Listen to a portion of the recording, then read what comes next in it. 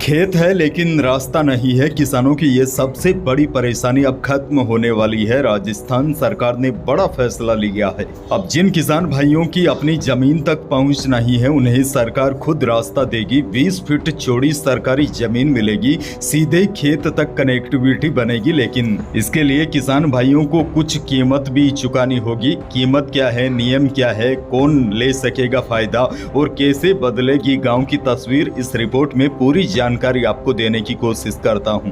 Report के तहत प्रदेश में अब ऐसे किसानों को बड़ी राहत मिलने जा रही है जिनकी खेती की जमीन तक पहुंचने के लिए कोई सीधा रास्ता नहीं है।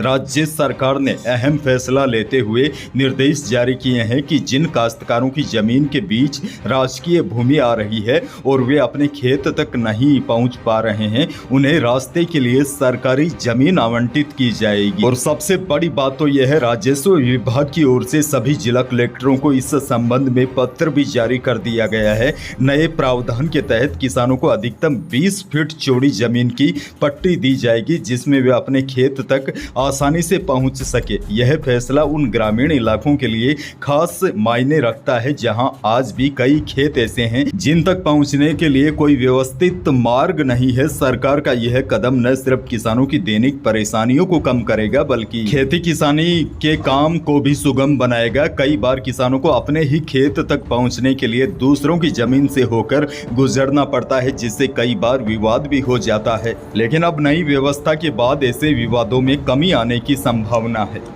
अब देखिए, सबसे बड़ी जानकारी आपको दे दूं किन किसानों को यह फायदा मिलेगा। सबसे पहले तो आपको इस बात का ध्यान रखना है, सरकारी जमीन का यह आवंटन मुफ्त यानी कि फ्री नहीं होगा। इसके लिए किसानों को कृषि भूमि की डीएलसी यानी कि डिस्ट्रिक्ट लेवल कमेटी दर से दोगुनी कीमत चुकानी होगी। हालांकि यह राशि एक तरह से स्थायी समाधान के बदले में होगी जिससे किसान बिना किसी बाधा के अपनी जमीन तक पहुंच सकेंगे। सरकार ने अपने आदेश में स्पष्ट किया है कि आवंटित की जाने वाली 20 फीट चौड़ी जमीन का उपयोग केवल रास्ते के रूप में ही किया जा सकेगा। इस पर किसी भी तरह का निर्माण या अन्य उपयोग पूरी तरह प्रतिबंध रहेगा। इसके लिए सुनिश्चित किया जाएगा कि जमीन का उद्देश्य केवल आवागमन तक ही सीमित रहे। इस सुविधा का लाभ उन्हीं किसानों को मिलेगा जिनकी जमीन तक पहुंचने के लिए कोई अन्य विकल्प नहीं है, यानी कि खेत का सीधा रास्ता उपलब्ध नहीं है। और देखिए, यदि किसी खातेदार की भूमि पहले से ही किसी राजकीय सड़क या रास्ते से जुड़ी हुई है तो